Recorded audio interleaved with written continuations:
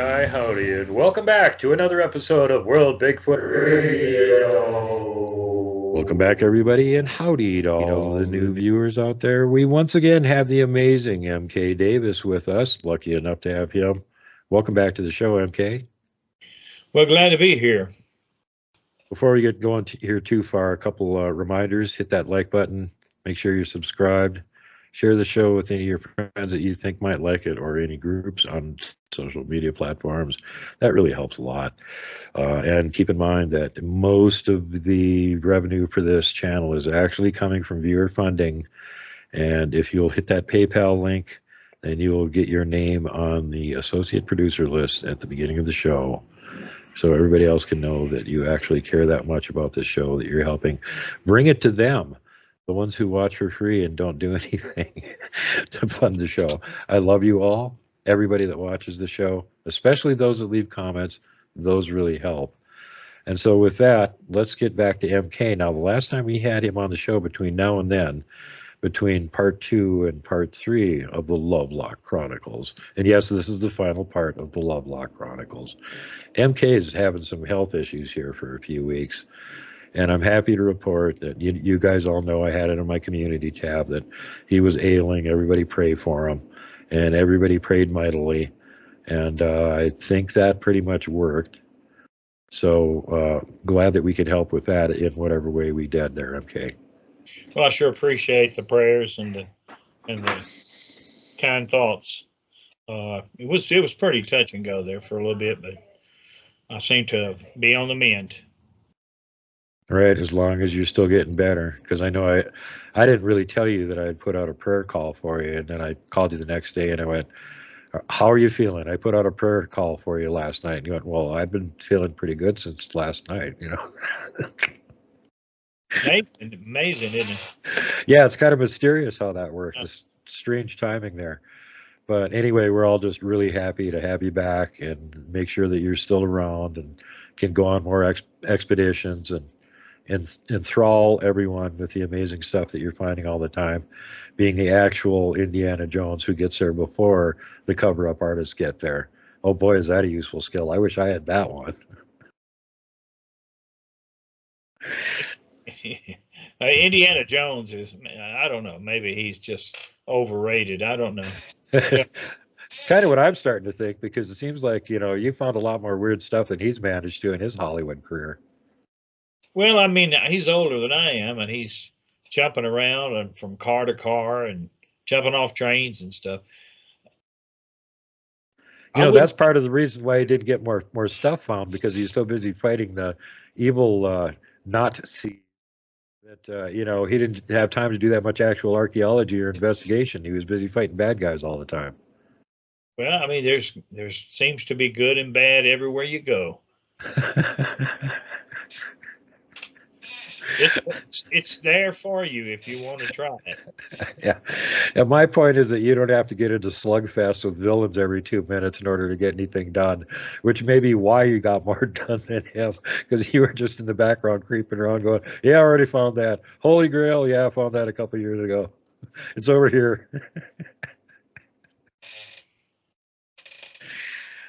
And speaking of which, yeah, they think they in the latest archaeology news, and let's just sidestep to that for a second, in addition to the weirdly timed information of the satellite scan of the Giza Plateau and the resulting finding of passageways and systems down to 1.2 miles deep and spreading out for kilometers, that it's almost inconceivable that the locals built.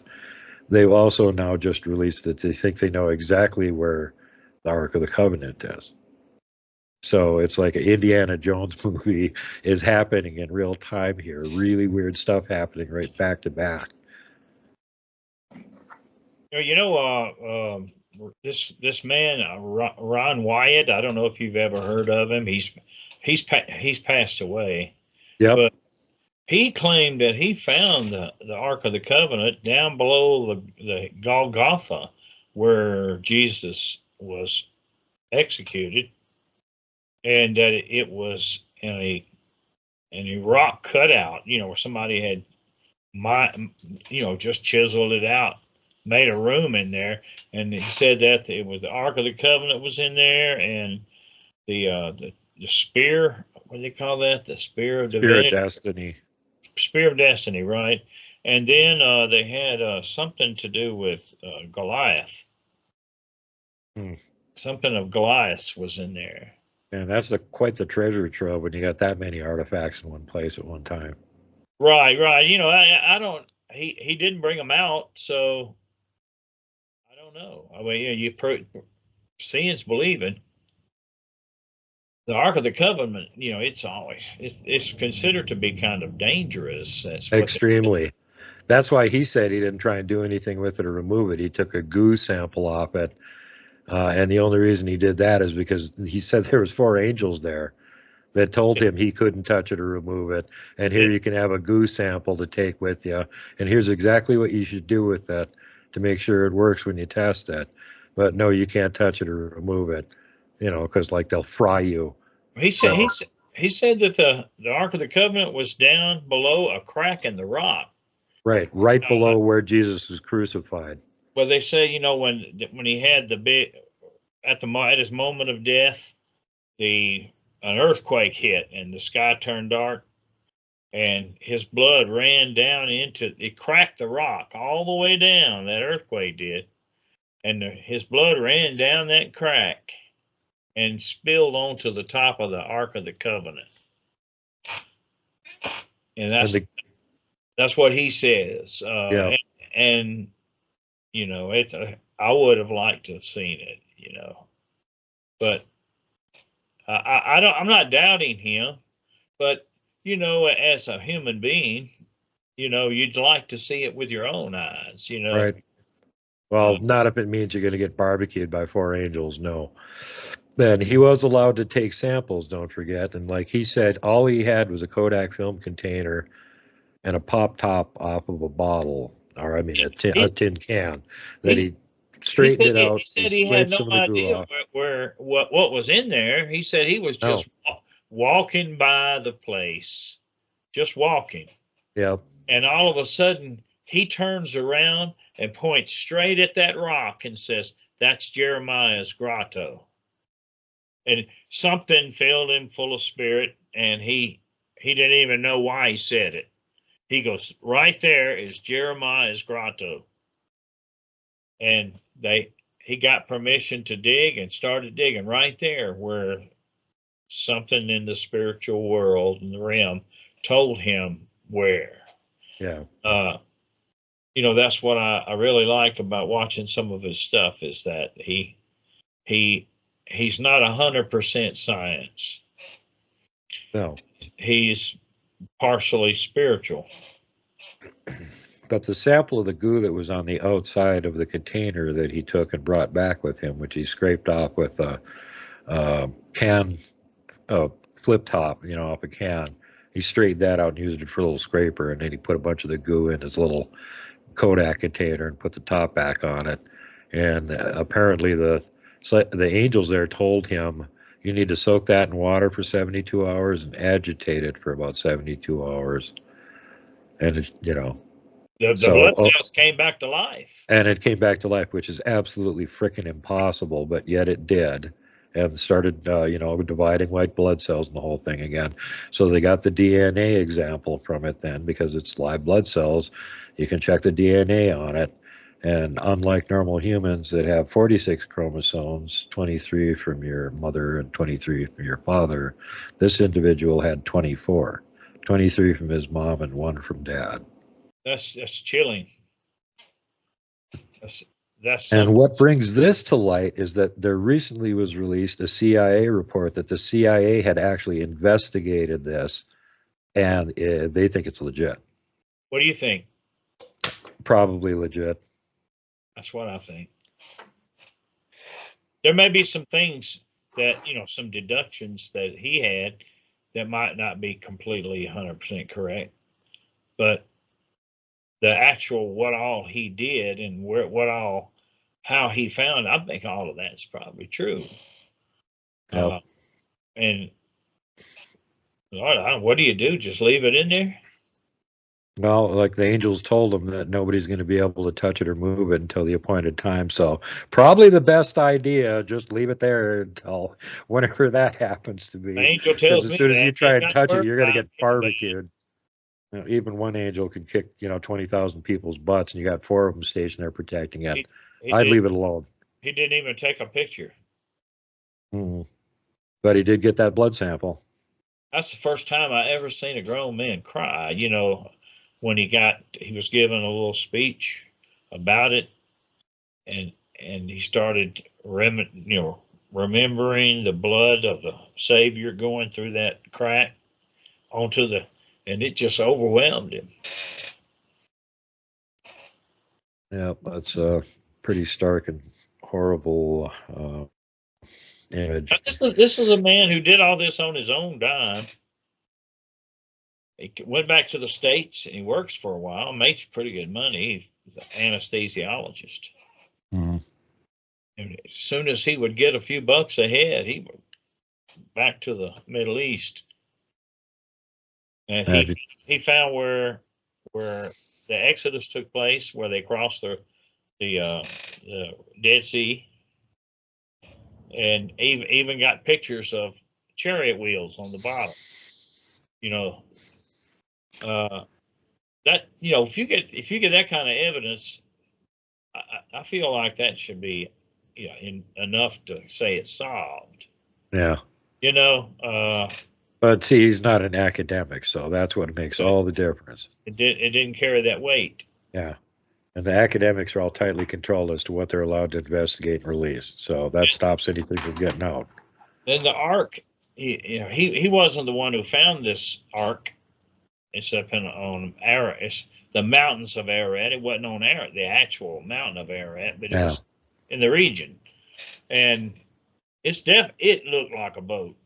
I mean, and he did some underground tests, with what do you call ground penetrating radar? Yeah, yeah.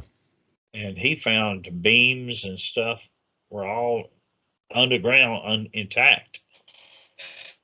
So if it's not the ark, what the heck is it? Yeah, who's building a giant boat and putting it on the side of a mountain, miles and miles and miles from water? Doesn't make sense. Yeah, but anyway, interesting stuff there. Now for something completely different. So the updates on the animal gangbanger war that's happening behind MK's house. It seems like it's the fox gang against the raccoon gang, and we've got an update. Well, right now it looks like the raccoons have carried the day. I didn't see the foxes on any more films, and the raccoons. What they did was fill the thing with mud. They put mud all in it. The little feed bowl. Mm-hmm. They 6 of one, half a dozen of another.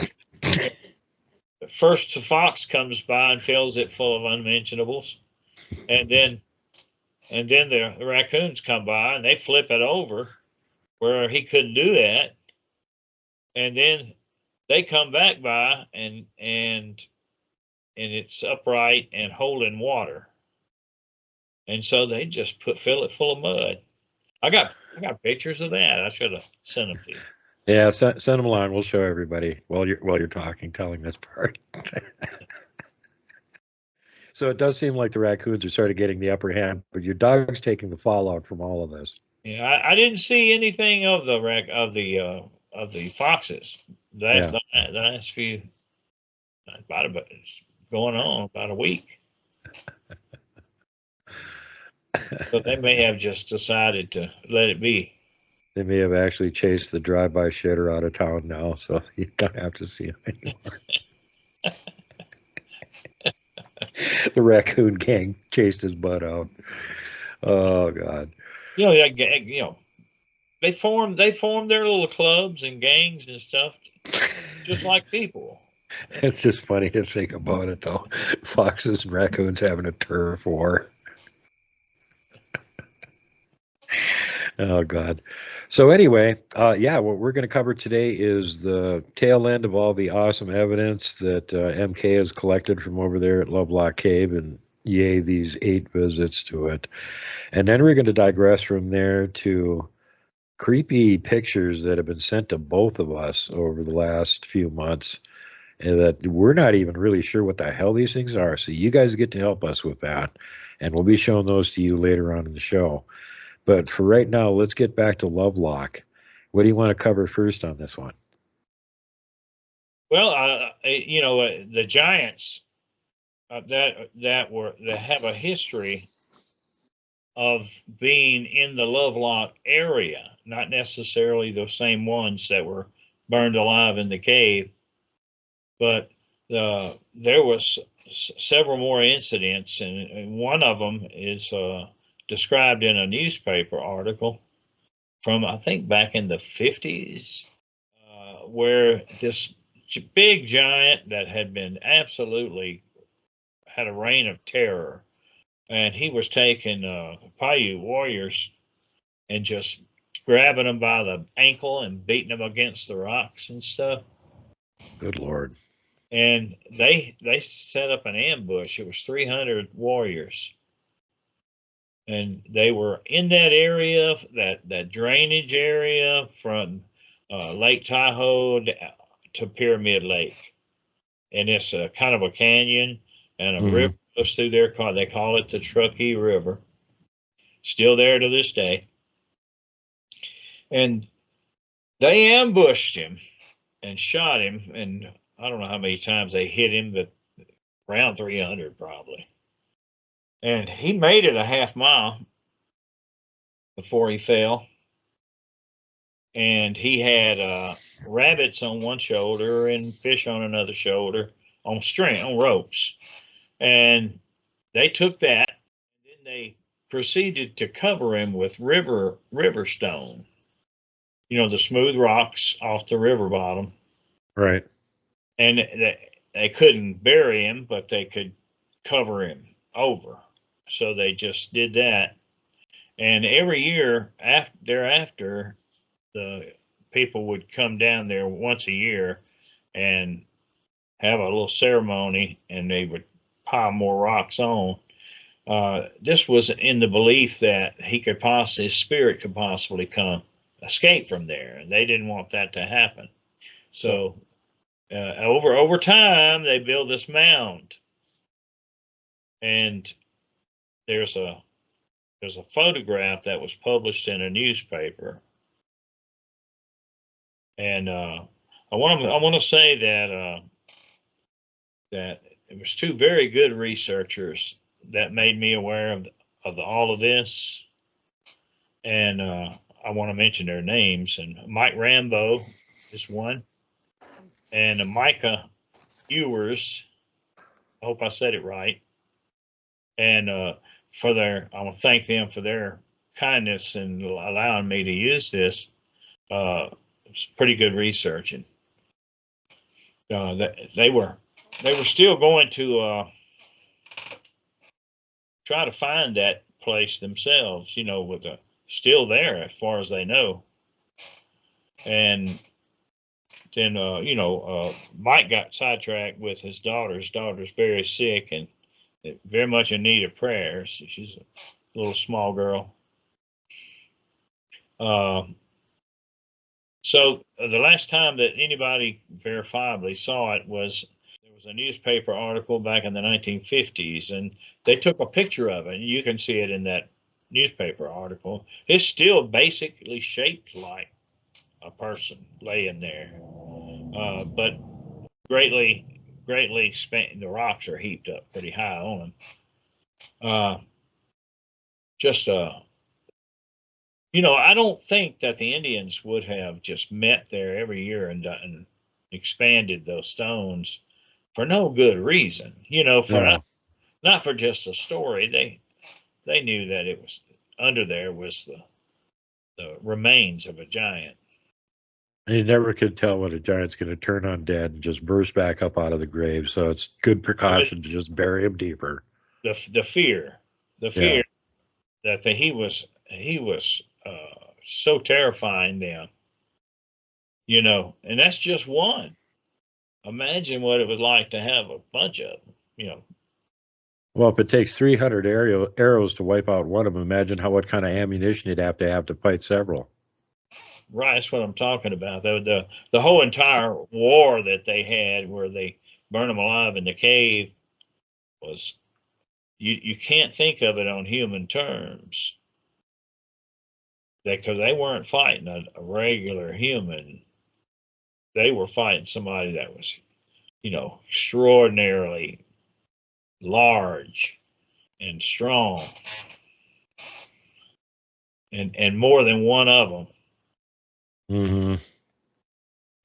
Yeah, most people don't realize that wasn't just like a one shot incident. They had been at war with all the local branches of the Paiutes and neighboring tribes for several years, and whittling them down to size until there were so few of them they had to build their little reed island that they were floating around on before they went to the cave. Imagine what life would have been like back then. You know, if you're born and raised in that area, having to have that over your head all the time. These things show up, and they're able to take lots of your people out. Uh-huh. You know, just physically. They grab you by the ankles and beat Yeah. you against a rock like you're a baseball bat. So that's it's quite a thing. But you know, the Truckee River comes out. Truckee River's a fairly famous river there, and well-known river in Nevada. And it goes and empties into the lake, the Pyramid Lake. And there it goes back to the strange and unusual. Right around the bottom of the lake. I mean, the end of the lake, and you up the other side. On the side of the hills is petroglyphs that have been tested and declared to be the oldest petroglyphs in North America. They're 10,500 years old. And Don and I went up there to see him. Don knew the Indians personally in that tribe. And we went up there, and of course we saw quite a bit of stuff, but it's all hard to read because, you know, it's tufa. It's a type of limestone that's very porous, and it's very crumbly. If they get an earthquake or a shake, you know, it'll crumble. But there's several things that I was able to recognize on them, and one of them was just shockingly was Egyptian writing, and it's still there. I guess I took photos and video of it. So recognizable as hieroglyphs. It was Egyptian hieroglyphs. I knew what it said. It said the name Ramses. It had a round disc with a dot in the middle. That stood for the Almighty God, and it's also has the name Ra. Right. R-A. Okay. The second one is, it looks like, you ever seen that menorah? Yeah. That the Jews use for candle. Yep. Picture one of them upside down. And that's what the next symbol was. It's called Mise. M-I-S-E. And then the next symbol is, it looks like a cane, like a kind they jerk you off the stage with, has a hook. But what it represented to the Egyptians was a folded towel, and it made the letter S. Okay, now you say them all together. The first person to figure this out was a Frenchman by the name of Jean Francois Champollion.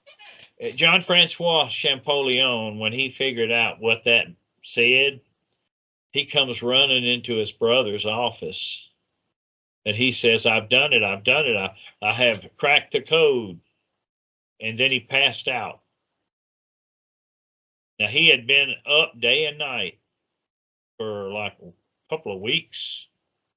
Good Lord. And when he passed out, he stayed passed out for 2 or 3 days. So they couldn't get any information from him. When he finally came to, he had it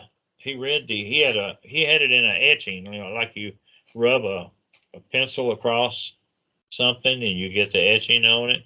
He had the Rosetta Stone done with a pencil etching, and he read the name Ramses to his brother, and read a lot of other stuff too. And that was Herculanean. It takes an obsessed person to figure out something like that. You can't be a regular person because a regular person goes to bed, and he stayed with it. So I saw it. There it was. Ramses, spelled exactly like it was on the Rosetta Stone, which was plenty old.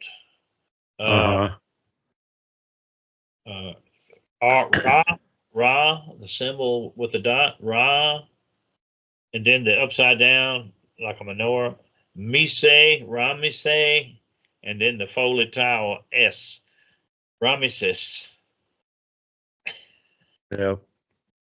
And that's on a tufa stone around Pyramid Lake. Interestingly enough, Pyramid Lake, pyramid. It's got a pyramid there, like Dur. But why It's is well it protected by water babies? Somebody should have seen that and recognized it. Somebody should have. But anyway, tonight you can see it. Well, look at the video. Heck yeah.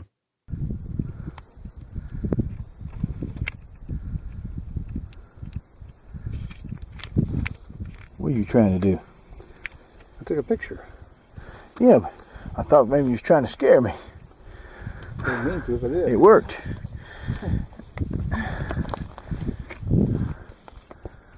Wonder where he went. Out of the rocks. You never did rattle. No, the 7 of them out of 10 won't. Do what now? 7 out of 10 will not rattle. I've counted them. On average, 7 rattlesnakes out of 10 will not rattle.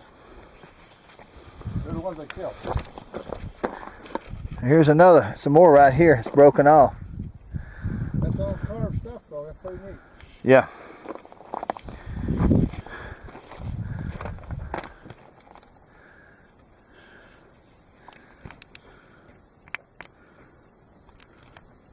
So the other thing that comes to mind now is you're talking about these carvings being dated back to 10,500 years ago. And going back to the beginning of the show, we were talking about the city underneath the Great Pyramid. It goes down 1.2 miles. Well, nobody could have made that anytime recently because that's below the water table. The last time the water table on the Giza Plateau was that low was during the Ice Age, over 10,500 years ago. Well, I mean, there's a pretty solid evidence that the pyramids were almost submerged. Oh yeah, they had a whole bunch of salt residue in the bottoms of them when they were excavating them.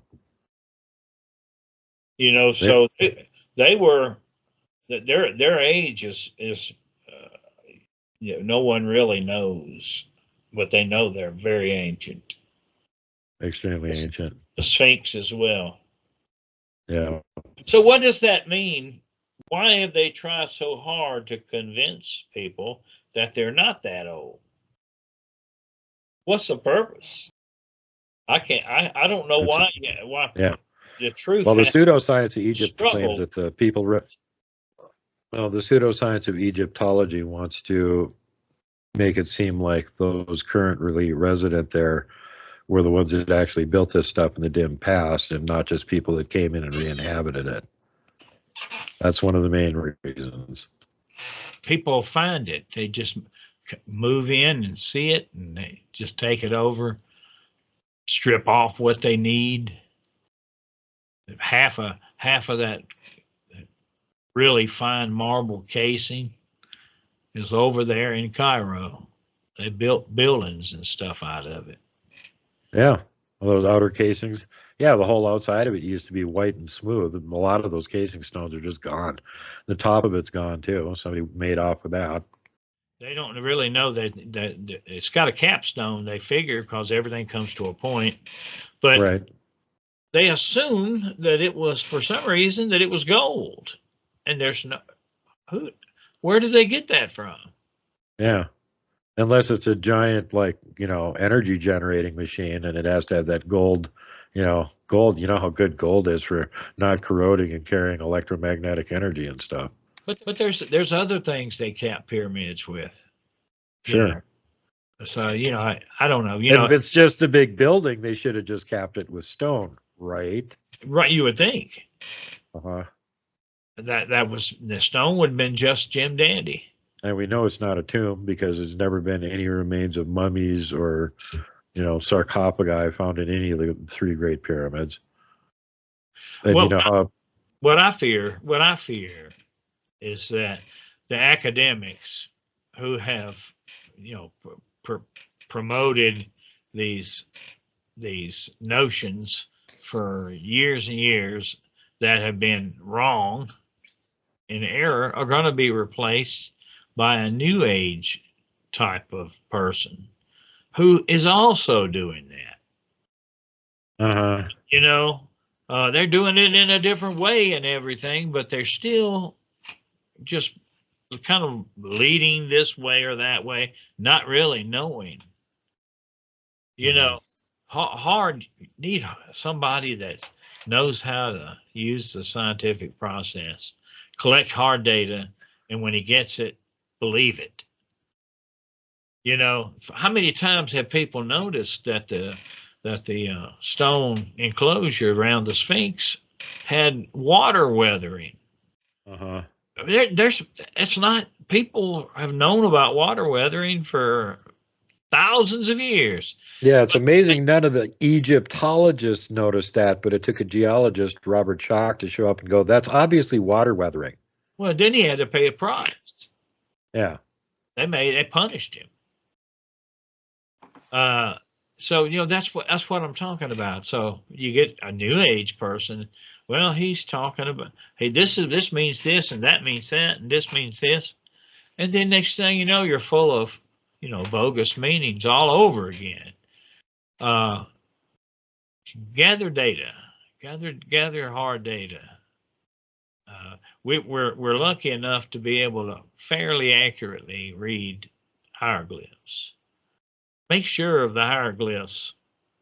Make sure that they are accurate and that they describe. If you keep going through, there's tons of them. You find something that describes it, whatever you're looking at.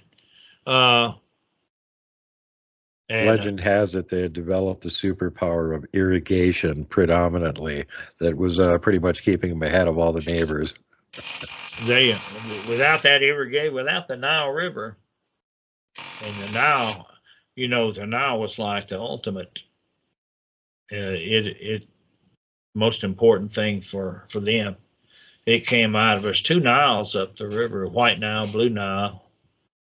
The one that come out of Ethiopia, I think it was, or Uganda, was the White Nile. And it didn't get really serious amounts of water until they came together. But it formed two kingdoms who fought each other down through the centuries, and then they got together and they made one Egypt. And they're so old that they got so many dynasties that you can't hardly keep up with them. They write them down. The whole wall's covered with Egyptian kings and yeah, because it's ancient stuff. And who's to say that they could not get in a boat of theirs, which they had them? They found them in these buried around the pyramids even, and go Well, apparently the edge of the across the Nile, ocean. either canals that they had built up to it or the edge of the Nile went right up to where the Great Pyramid was, because they got accounts of them being able to basically float boats right up to it. Yeah, they put a boat it's underground. They kind of disassembled it. Yeah. They dug a hole in the stone, in the rock, and made a room, and then they capped that over. And I think they found that thing. Somebody was tapping or something and heard that it was Hollow. wasn't solid. Yeah. And they drilled a hole and looked. Well, There's the Pharaoh's yacht. The whole place is covered with that. Yeah, there's the Pharaoh's yacht still being preserved for when he wants to use it again. I told my grandkids I'd give them $20 a piece if they could recite to me the Egyptian alphabet, the hieroglyphic alphabet. And they took copies and put them on the wall of their room. They're supposed to be getting back with me. But I'm trying to train them to be confident to go over there and try to do some good with that interpretations and stuff over there. Find out what the history is. Such an extraordinary people. Yeah. Well, keep in mind how long ago we're talking. You're talking about the vast ages and the gigantic long list of kings that are all, living the same amount of time as people usually do. So the list gets long after a long time. But Cleopatra lived further from the early dynasties of Egypt than we live from Cleopatra. And the earliest dynasties of the Egyptian kingdoms are probably only about half as far back as where the construction of the Great Pyramid, the Giza Plateau, and all the city underneath it happened from whoever did it. I think the first pharaoh was a guy named Menes. Mayonnaise? Mayonnaise, yeah. And he had two big old, his symbol was two big old animals with long necks like a giraffe. Oh, yeah. And they were. But they're not giraffes, plainly. I've seen those before. Yeah, they're something. Probably something that lived back then. They go far enough back. They have carvings and illustrations of that from Babylon, even further back. So there was some kind of critter wandering around that looked like that. They say Babylon's even older. Oh, yeah, 5,000 years. And Sumeria and Assyria. But again, keeping in mind that that's only half as far back as apparently how far back the Great Pyramid and the city structure underneath it and all that dates to. So if you think about it, the Egyptian writing on a rock in Nevada is not such a big deal. It's very reasonable when you think about how old that civilization is and how powerful and how civilized. They had the equipment to make a transoceanic voyage. Oh, yeah. They're really good at building boats all the time. That was one of their main things. So somebody sees Ramses' name up there and they just look the other way. Oh, it looks like Egyptian writing. Can't be. What did the rest of the signs say in Egyptian? Did they ever decipher it? Did it say like, "Don't go this way, giants"? It may have, but they're so deteriorated. Oh, you'll see in the video. Yeah, and that's the nice thing, because currently you're not allowed to go there and see it. No, you're not. Once they found out how old it was, they stopped any visits. It was just free. Anybody could just drive up there at one time. And they had this big, huge snake up there. I told Don, I said, that snake looks like he's just sitting there guarding the place. I mean, you'll see on the video, that snake was a monster.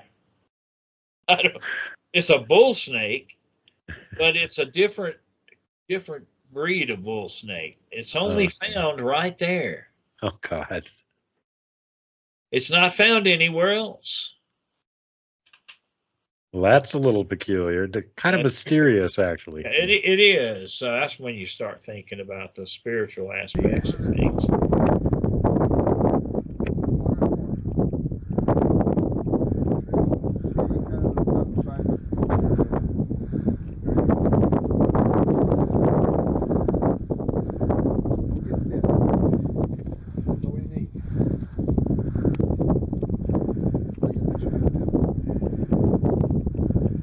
So yeah, you got the Ramses cartouche, the Egyptian hieroglyphics, the giant weird-looking snake, nearby Pyramid Lake with the water babies nearby.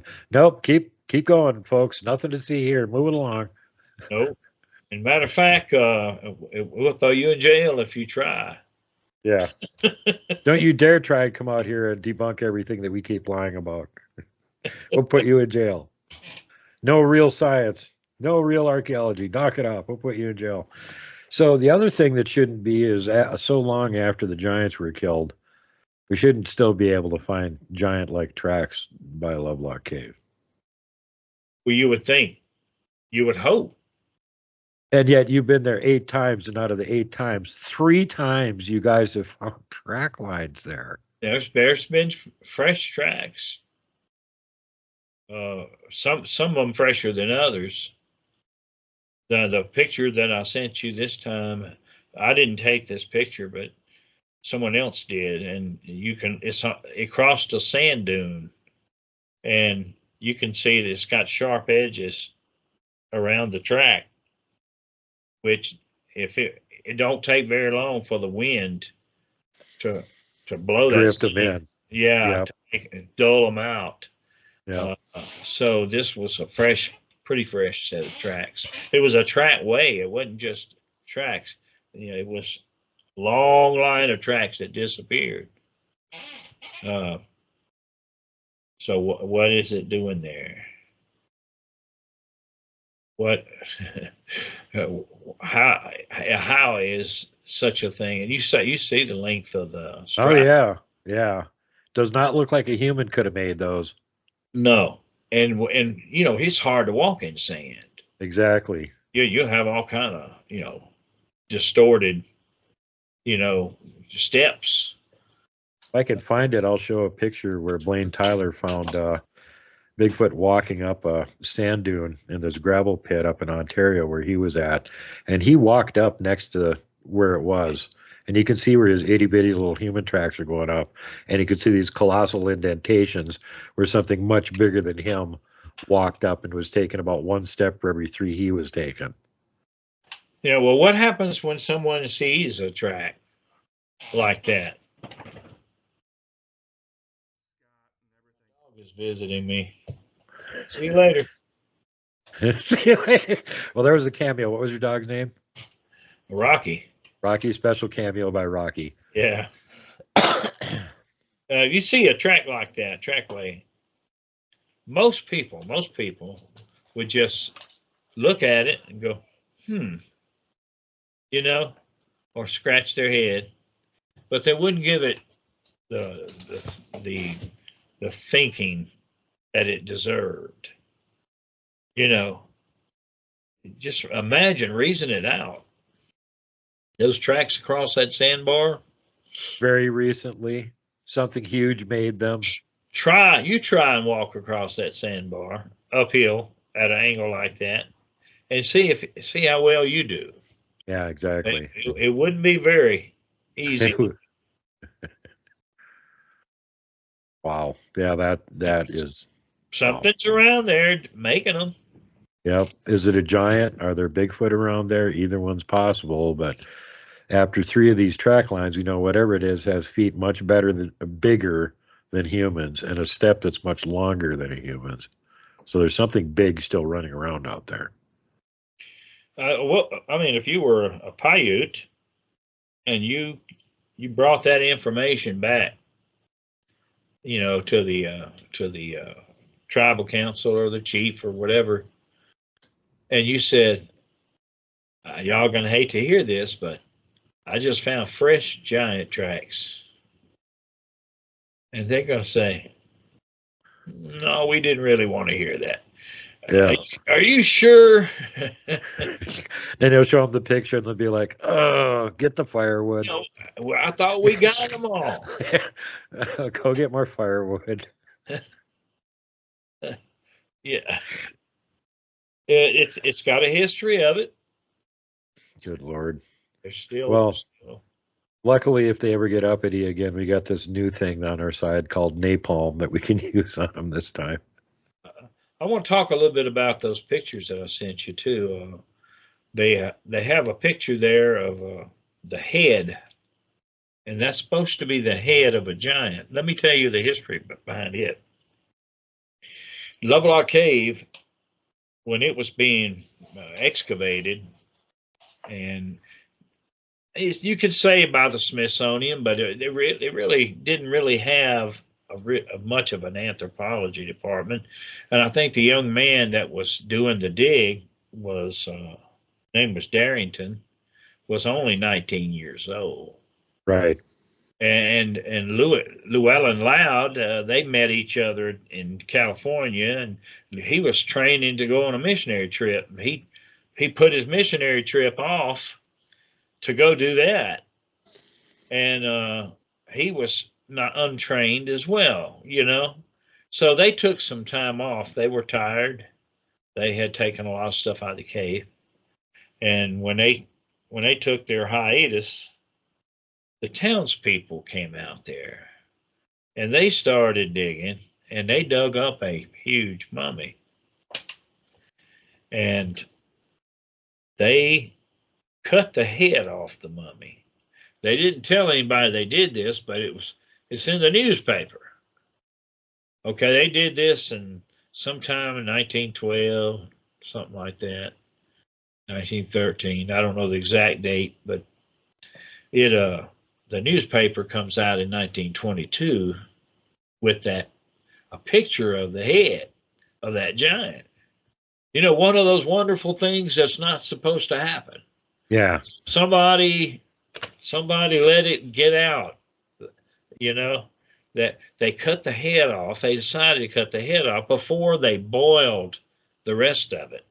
They boiled it and made liquor that they sipped for a civic organization. What, the Giant Mummy Lich Cooperative or something? What the hell kind of organization was that? I really don't know. It just said a civic organization. I'm looking at the book that's got that information in it. Good Lord. And so, but in doing so, they decided to keep the head undamaged. They just cut it off. Got a trophy. And yeah, sort of, you know. And then they end up publishing it in that newspaper. And I got one version that I colorized and put hair back on it like it would have been. So just trying to get an idea myself of what it might have looked like. It's the mouth is open and it's overcrowded with teeth. There's way too many teeth. So I don't know what their problem the giants had with dentition. Yeah, they ate all the dentists. It had too many teeth in it, and that, my friend, is a Lovelock giant. If those people hadn't cut that head off, you'd never know. You'd never seen one. It would have been successfully covered up. Yeah. Well, except for that and the other head that was at the visitor center, and the giant greasy handprint on the cave wall, and the outline of the giant that got fried in there, and the grave mound of the giant buried underneath it. And other than that, they covered it up perfectly. We have a picture of the giant head. We have a picture of the giant handprint. We have a picture of giant footprints. Thank goodness for photography. Yeah, no kidding, man. But somebody's got that head somewhere. Just, you know, it's been since 1922, but I don't think people throw something like that away. You would hope not. It shouldn't really be deteriorating if it was already mummified. It's probably pretty much the same condition. Probably is. Probably somebody's got it either mounted or something. Smithsonian's using it for a doorstop in lower level 2. You could have a whole nother show about the Smithsonian. Oh, we could have several shows about them. But there's some other interesting stuff to talk about too. Did you cover everything from Lovelock? I'm thinking I did. Okay. I have one picture there that was an attempt I made to locate the rock pile, in the Truckee River. Right. Where the giant was buried. Yeah, if you look at the photo that was taken in the 50s, you'll see some high canyon walls behind it. It's down in that canyon between the two lakes, Tahoe and Pyramid Lake. And I found just a glowing white spot there because the resolution from space wasn't good enough to show the actual image, but it showed a glowing white spot, and I knew those river rocks were all white. Right. So nice reflectivity. Nice reflectivity. So I feel like that's probably it. More than likely. If I had another chance, I would go back up in there and try to find that. I'd walk that route. Yeah, we'll drag you back up there at some other point. So anyway, here's the other thing that we're going to cover now. People send us weird things to look at occasionally, and not in the taboo porno way, but in the what the hell is this thing that I got a picture of way. And I had several of them sent to me. One of them was sent to me by a guy in California who likes to take nature hikes in interesting areas. In this one area, there's a walkway that's got thick forest on both sides of it. And for several hundred yards, there's fences, high fences on both sides of it. Apparently to keep the people from going over the fence, but the fence is barbed wire and electrified, both sides. And while he was walking through there, he got a picture of this weird thing right here. We cannot figure out what this is. Is this like a gugwe facing away from him, standing on all fours? Don't know. MK did a black and white version of it. You could see there's something standing there. It doesn't look like a stump or anything like that. But we don't know exactly what this thing is. So anybody in California has got these things wandering around in your yard, let us know. Other than that, MK, you got anything to say on that one? No, it's just that California's got a lot of high strangeness. It's one of the most diverse mountains. It's got mountains, valleys, all kinds of minerals. It's just so much there that when you talk about strange things like that, it doesn't surprise me.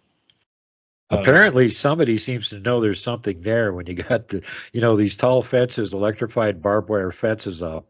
Is that to keep the people on the trail or to keep something from getting onto the trail with the people? But wonder who would have that information. Yeah, exactly. Wonder who put it up. We'll have to get our boots on the ground guy over there to go back and try and find out what he could find out. Yeah.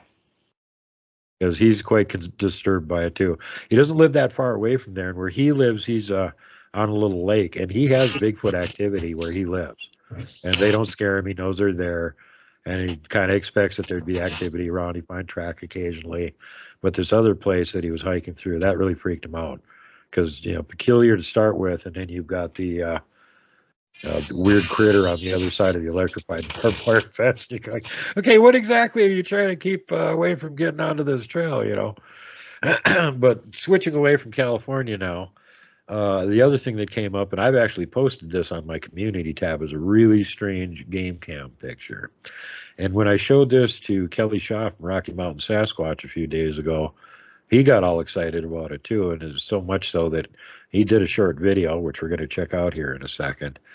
But when he noticed when I told him where it came from, South Carolina, and it was like the light bulb went off, and he went, you know what? I get a lot of really weird reports from that area. I should go see how many I've got.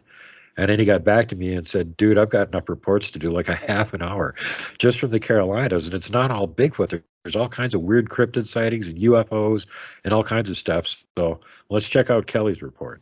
Strange and unusual paranormal activity, including Bigfoot of the Carolinas, in recent years. We have covered images of Bigfoot and Sasquatch tracks unexplained aerial phenomenon and lost children being rescued by a hairy creature that was able to carry and care for one lost toddler for 3 days in sub-freezing temperatures. I'm going to go over a few of these with you. I am going to run this image through some light filters and enlarge it by 200%. A few days ago, A person sent a very strange game camera image to World Bigfoot Central. He captured this on a stationary camera set up on his deer stand. It's on private property over a mile back in the woods in the Carolinas. Personally, I have over 20 game cameras that I have been using for the last 15 years, and from experience, I have no idea what this is.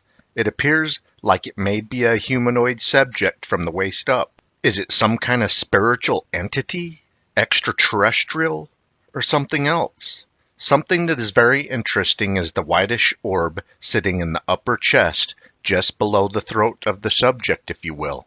It reminds me of a softball-sized orb we captured on camera at a Bigfoot hiding hotspot in the Wasatch Mountains several years ago.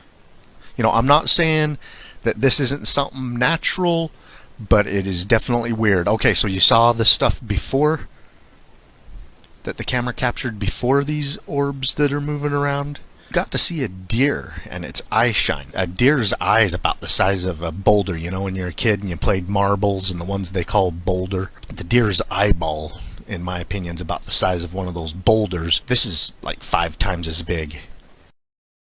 This has been very captivating all over the news. 3-year-old toddler Casey Hathaway was found alive in Craven County, North Carolina on January 25th, 2019. Missing for 3 days in the frigid woods of North Carolina. According to the Craven County Sheriff, Chip Hughes, the boy claimed he spent 2 days hanging out with the bear.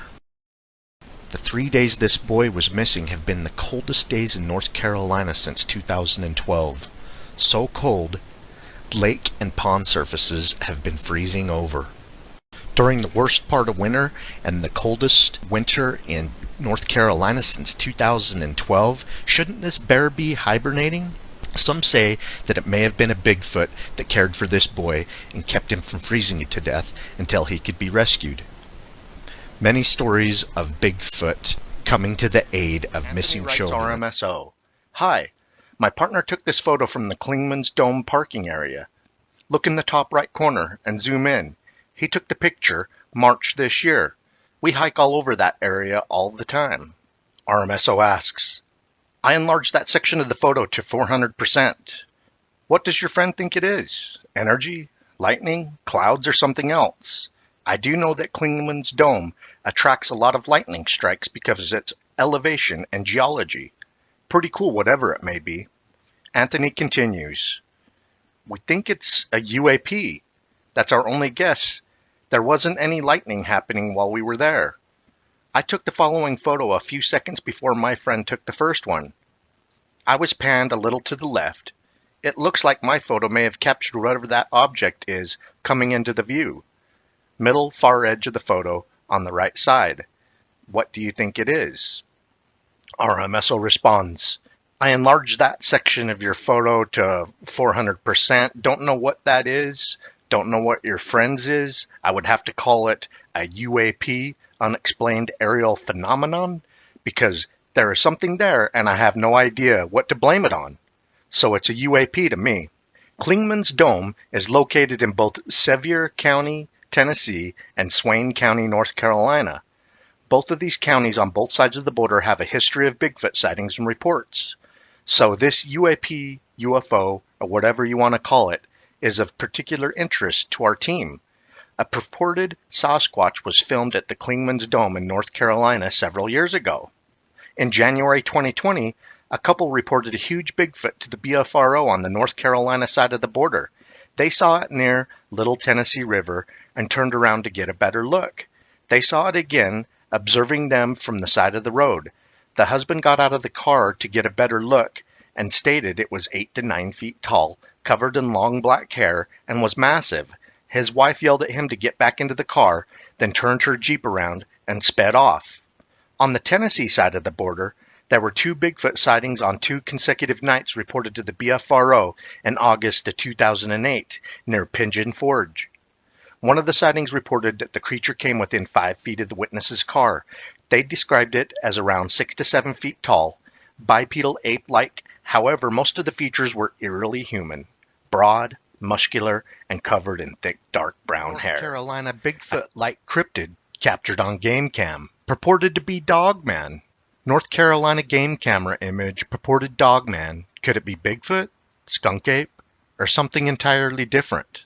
We ran across this image and tracked down what looks like to be the oldest post by Joey on Reddit. There is a caption stating, "Dogman caught on trail cam in North Carolina last night." The subject appears to be a real animal or creature with muscle definition. I'll enlarge the image 150%, then 200, and finish at 300, where the subject completely fills the frame. Where is its head? It must be looking down. The thighs on this thing look very powerful and thick, and look at the muscles on the back of the upper arm. Thick and powerful looking also. The front legs or arms look extremely long, or perhaps it's holding something out in front of it. Crazy, weird, and strange. I don't think this is a bear because of what looks like a reversed hinge joint, often seen in other animals like wolves, coyotes, and deer. Because it's leaning forward with its head completely down, as if it's looking at the ground, perhaps this creature is up on its toes, and what looks like a reverse hinge joint is actually the heel of a large foot, and it's utilizing a mid-tarsal break. All kinds of speculation and more questions than answers. We will report back on this if or when we find any answers that we have to what may have been captured on game camera in North Carolina. John MB writes RMSO. We had an encounter in Whittier, North Carolina in 2021. I had a cabin rental. That Friday, we came in late from sightseeing in the area around Cherokee. While she fixed us a late-night snack, something made noise on the porch. I went into the kitchen to look out the window and saw nothing. We thought it may have been a deer or a raccoon, but then it knocked something over, and we heard a growl. We went into the living room, and I went over by the couch where my pistol and phone was on the lamp table. It stopped in front of the window. There was a nightlight on the pole outside, and it lit up the porch enough for us to see a dark, tall creature on the porch. It fit the image of Bigfoot. Big, broad shoulders, black hair, ape-like features. My first thought was to pick up the phone to get a picture, but then I thought the better of it and grabbed my pistol. It grunted one more time and went on up the mountain. She and I were very scared, and we cut all the lights and put the chairs against the doors.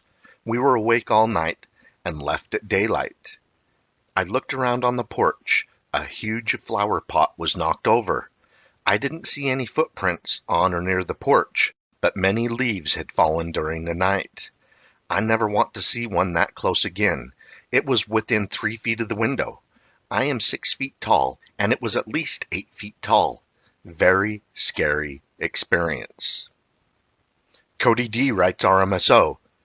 Don't know what's scarier, Bigfoot or some huge guy out there hunting pigs, barefooted. Boaters find Bigfoot tracks on Yadkin River near Gameland south of Mocksville, North Carolina.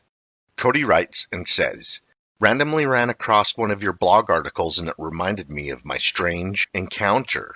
Cody's talking about a 22-month-old toddler that was missing for 3 days and 3 nights. It was all over the news.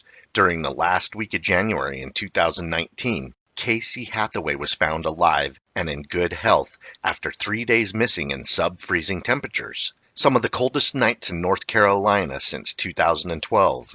Craven County Sheriff Chip Hughes said, according to Casey, he spent 2 days hanging out with the bear.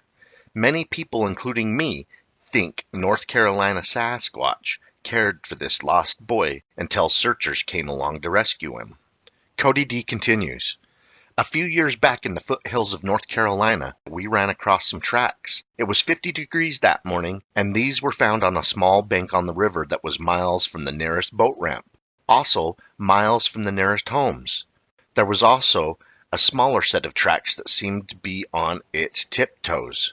Both tracks led into the water. There were no signs of a boat that had pulled up on the bank, and it was pouring rain about a day before.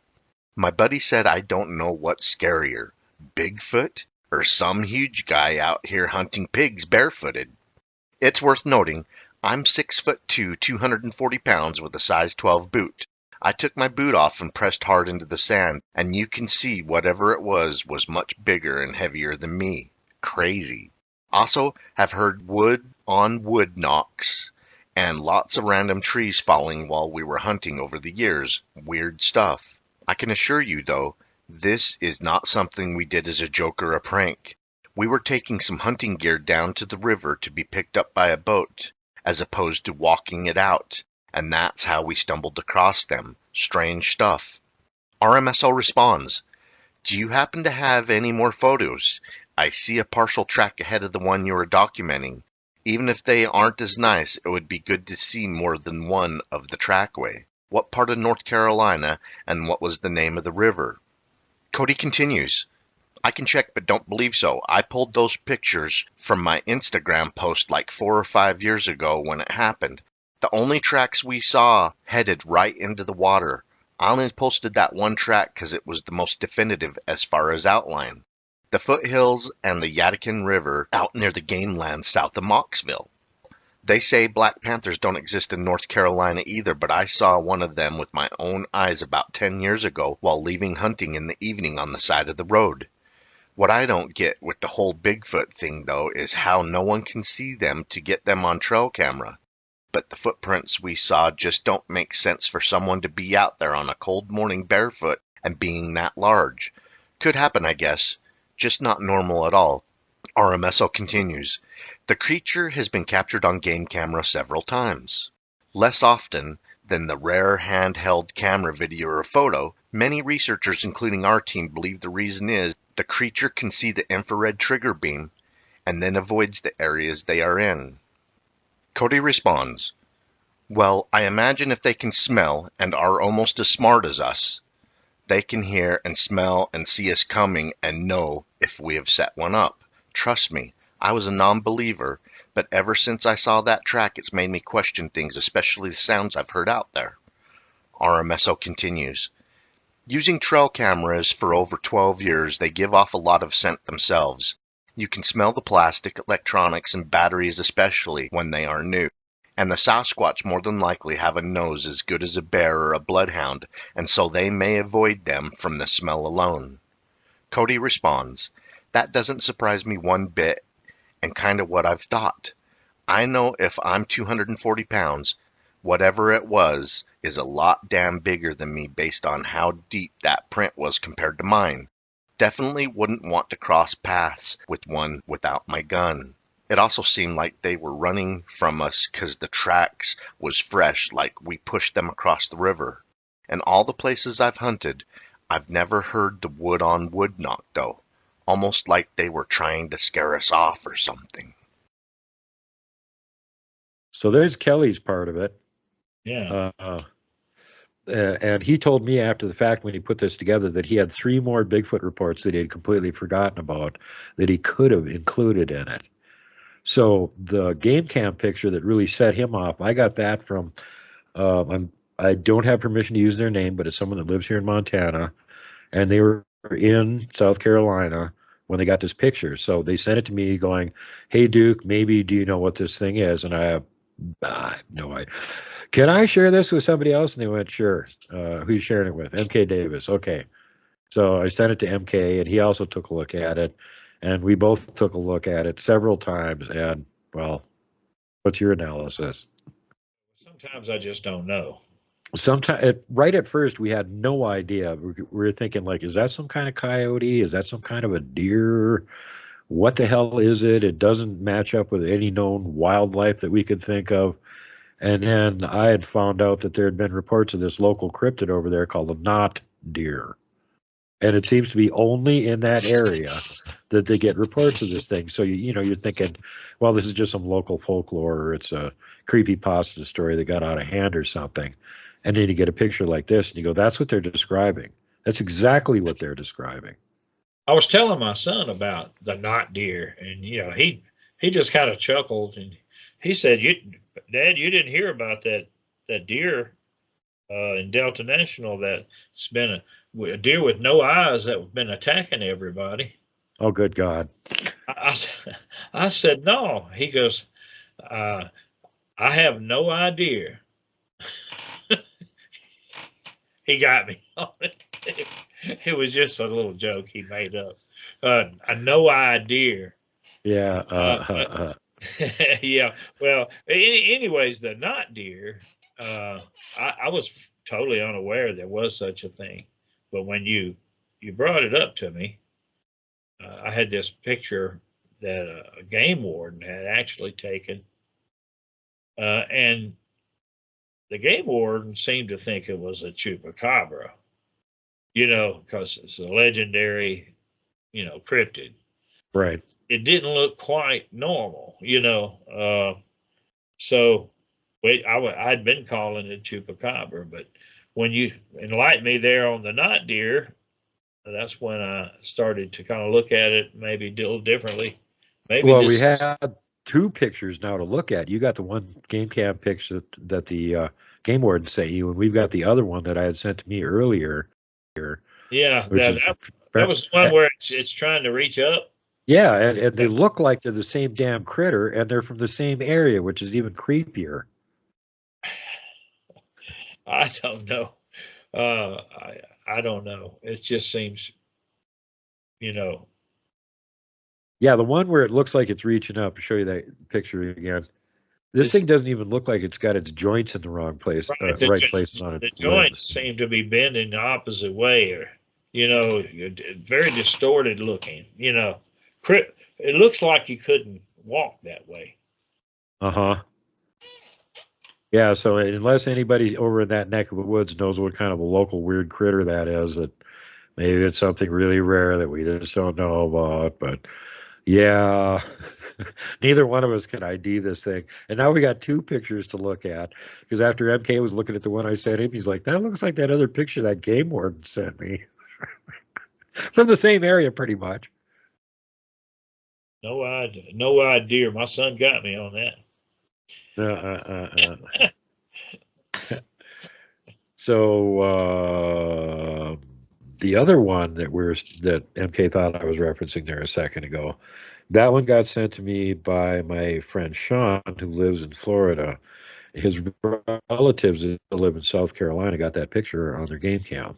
Now their situation here is that they have a bunch of private property, a lot of it, and they deer hunt on it. They don't let anybody else on it. It's no trespassing. And they've got 2 permanent deer stands set up, and each one's got a game cam on it that are running constantly. So occasionally they go out, check out, pull out the card, change the batteries, put a new card in, go back home, see what's on the card, what are we going to be hunting this year? Is there any deer around the deer stands, that sort of thing. And they get this strange picture, and they're like, what the bleep is that? They have no idea. They've never seen anything like this. So they get a hold of their relative Sean, who they know is actually into this kind of thing, and go, do you have any idea what this is? And he looks at it and says, I have no idea what the hell that is. I'll send it to Duke. Maybe he's got an idea. And so after I was stumped by it too, I also sent it to MK.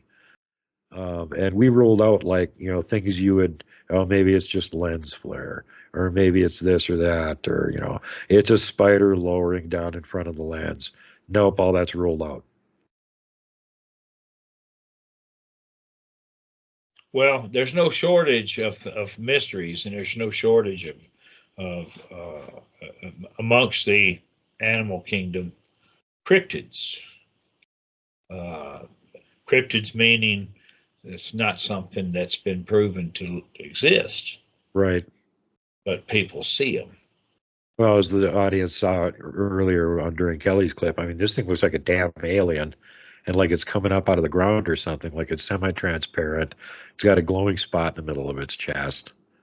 It's just, what do you make of something like that? It fits the bill. Certainly does. Description. According to the expert Suklu analysis, that's a star person. That's all we could get out of them, though. So they think it's an alien, too. But yeah, really strange. If anybody else has seen anything like that wandering around the woods in the Carolinas and has gone completely insane or got killed by it, contact us, let us know. Anybody else got a picture of it or stories or anything? Because, you know, again, we have no idea. The people that own the property are more than a little disturbed that one of their favorite hunting spots has these, what the hell is that thing wandering around there? Makes you want to just jump out there and go hunting, don't it? No. You know, keeping in mind that they're more than likely walking out there in the dark before the sun's coming up, wondering what the hell they're going to bump into on the way to the deer stand. The only thing, I actually asked him to do a little follow-up and get a hold of his relatives that have that cam and the deer stand, and either send us a picture from the same cam with a known animal in it so we can judge how big the object in the picture was, or to just go, you know, go measure it. Where was it standing? Yeah, Perspective. perspective.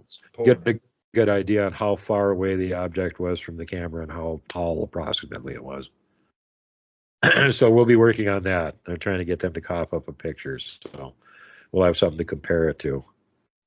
How large was this weird thing, whatever the hell it is. And then, you know, there's other stuff from out there too. Here's another clip for you guys that may have missed it on earlier shows when I had Robin Haynes on. And her son-in-law was out on the back porch of her house just hanging out. Beautiful starry night. There's a friggin' UFO going by. Whips out his camera and films it. And this was investigated by MUFON in South Carolina. And they said 100% legit. You know, this is real UFO video. They checked all the air travel paths over it and the air traffic that had been logged in and everything. There was nothing there at that point. And it didn't look anything like a plane anyway. Here's the video. We went out there and we watched for about 20 minutes. He had already got the film done by then.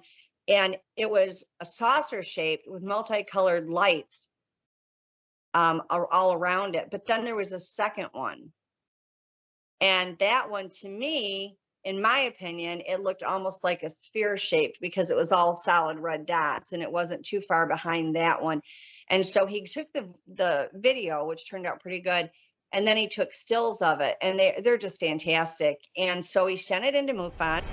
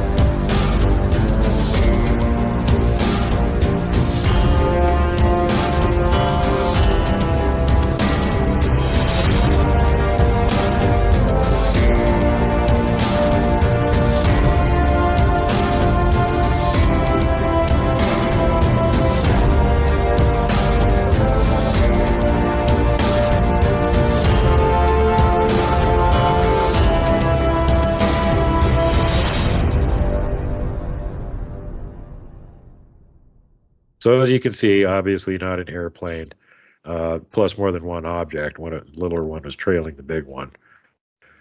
So some really creepy stuff there. So I don't know what's going on in the former pirate capital of the Southeast there in the Carolinas, but man, is that place full of cryptids and weird stuff going on all the time. And Robin said the same thing about the area she was living. She moved down from Michigan. And when she got down there, she was like, well, other than the snakes, there's tons of cryptids here. They're like all over the place. There's no shortage of them here in the Carolinas. Well, they got lots of swamps. I know one place, that's where that Chris Davis saw or had been almost got accosted by a lizard man. Oh God! This happened back in the, I think it 60s, maybe even earlier. He had a flat tire and stopped to fix the tire, and this thing come out of the swamp, standing up. Imagine. He jumped in the car and took off. Yeah, and it left claw marks on his car too. Yeah, That was the what was it? The Lizard Man Escape or Swamp. yeah, that was it. Yep. Yeah, and that poor kid had a pretty credible report, and he looked really terrified when he got into town. And there were scratch marks on his vehicle from where something tried to take a swipe at him as he was getting out of there. But you know, it's because of it's an absurdity. You know, it's outside of people's comfort zones. They tend to just look past it or look away from it. You know, Yeah. no matter how much you have on it, you know, the evidence and maybe even witnesses. Well, only one lizard man attack on local humans. That's just an anomaly. You can just blow that off. They might have just been traveling Right. through If you it. had an army of lizard men, Yeah. Or if it was happening constantly, then you might have an issue. yeah. Imagine, well, how would you feel? I mean, you're there by yourself. Oh, I'd move. I'd definitely move. I'd definitely get in that car and move Oh, yeah. for sure. I'd be trying to drive without a wheel on the back on that side. Good They, Lord. you know, they had it was in the Carolinas. They had this little missing boy. He was missing for 3 days, I think. Yep. The magic bear took care of him. Yeah, they found him, and he said that a bear was taking care of him. Yep. Yes, and the temperatures were in the 30s, and it was raining. And somehow he wasn't wet and suffering from hypothermia. He was in great shape. Yeah, kind of happy and cheerful. The bear did a good job. But yeah, the magical bear was giving him berries to eat. And here's the other interesting part about that. When that came out, FKI did the research on it. That particular county has not had an actual bear sighting in over 35 years. Really? There are no bears in that county, which makes it even more ludicrous that they try to blow that malarkey out up the public's yoo-hoo chute. Mysterious, eh? Something bear-like. something berry hairy. Oh. Well, there was one little kid that wandered away from his house up here in Montana, north of where I'm at, and it took him a couple days to find him. And he was in an electrical box, safe from the weather conditions. And how he had gotten in there exactly. In an electrical box. Yep. Yeah, it was a big exterior electrical box that had been set up to service a bunch of properties. And he wandered away from the house and they couldn't find his tracks and nothing could track him. And he was, somehow he had managed to open up this big electrical box. Since he was a kid, he could fit in it. And he was inside of there staying safe from the weather. And they had a picture of him in the ambulance when they had recovered him and were taking him off for further treatment. And that kid looked like he was shell-shocked. He had that 1,000-yard stare like veterans have. PTSD, maybe.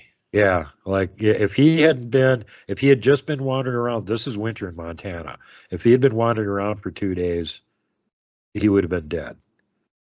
And even though he was in that electrical box, they found him inside of that big utility box or whatever it was. He wasn't like in bad shape or frozen or anything, or even really wet. Like something had found him, just shoved him in there. Sitting here, humans are looking for you. They'll find you.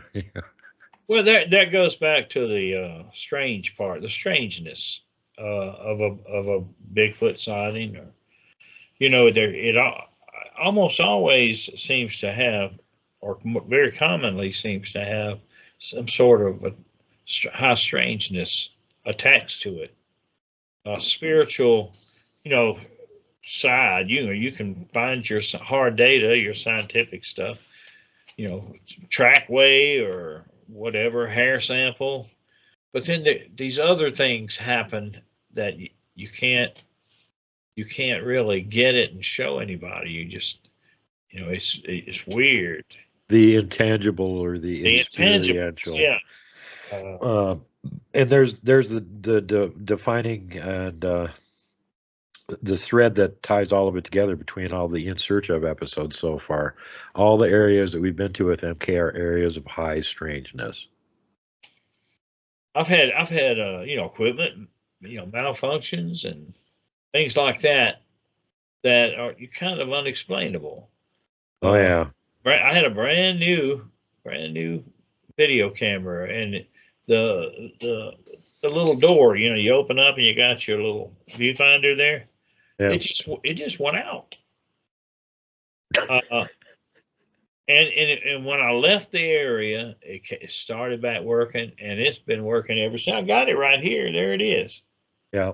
It still works. Yeah. It only did that one time. It did it when I was in the heart of Bigfoot country there in Northern California on Bluff Creek. I've had the same thing. I've had weird camera glitches. I've had it like skip over files and not even record them, even though I was recording them. And how does it skip numbers on sequentially numbered files? How can they not be there? Or like you put a fresh battery in your camera and it registers as dead. You put it back in your pocket and you scold the Bigfoot and tell him to knock it off. Put it back in your camera and it works just fine. All this kind of weird stuff, when I've experienced it, has always been in areas where there's Bigfoot activity. None of this weird stuff ever happens anywhere else.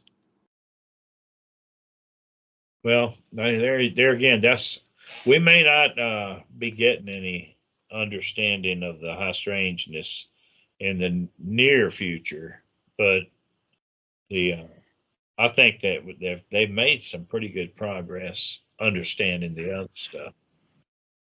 I think actually the whole thing is getting better, because ultimately I think it's all basically science, just science that we don't understand yet.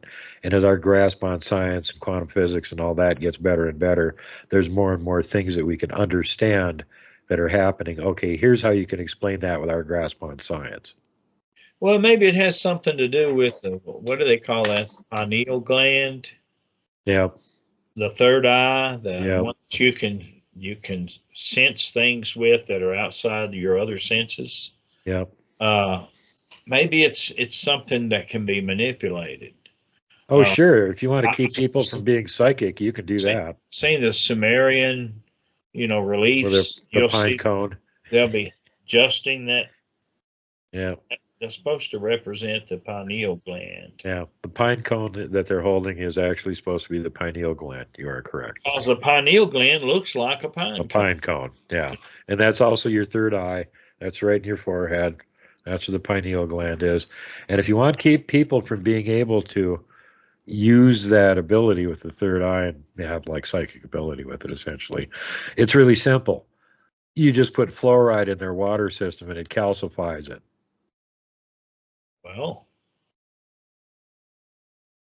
why would you want to do that? Gee, I don't know. Maybe to keep all of the mooing masses unable to, have any psychic abilities and sense anything around them.